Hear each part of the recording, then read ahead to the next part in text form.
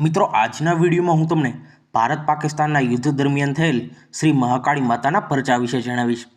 જમ્મુના બહુ કિલ્લામાં બિરાજમાન બાવેવાલી માતા મહાકાળીને જમ્મુની રક્ષક અને અધિષ્ઠાત્રી દેવી તરીકે માનવામાં આવે છે। માતાના આ મંદિર સાથે જોડાયેલી સૌથી જાણીતી કથાઓમાંની એક 1965ના ભારત પાકિસ્તાનના યુદ્ધની છે। સ્થાનિક લોક પરંપરા મુજબ જ્યારે દુશ્મન વિમાનો જમ્મુમાં તાવી નદીના પુલ તરફ બોમ્બમારો કરવા આગળ વધ્યા ત્યારે પાયલટોને અચાનક રહસ્યમય અંધકાર દેખાયો અને તેમને લાલ વસ્ત્રોમાં હાથમાં દીવો ધરાવતી નાની બાળકી જેવી દિવ્ય આકૃતિ દેખાઈ, જેના કારણે દુશ્મન પોતાનું લક્ષ્ય ભેદી શક્યા નહીં। એવી માન્યતા આજે પણ જમ્મુમાં પ્રચલિત છે।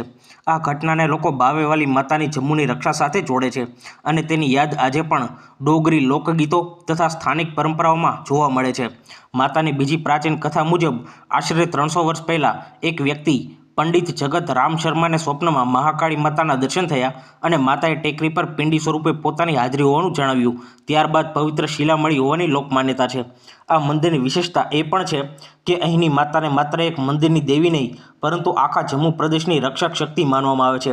તેથી આજે પણ ભક્તો મુશ્કેલી, ભય અને પરિવારની સુખ શાંતિ માટે માતાના આશીર્વાદ લેવા આવે છે।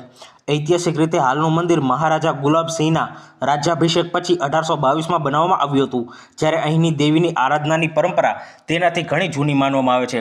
બાવેવાલી માતા વિશેની આ કથાઓનો મૂળ ભાવ એક જ છે।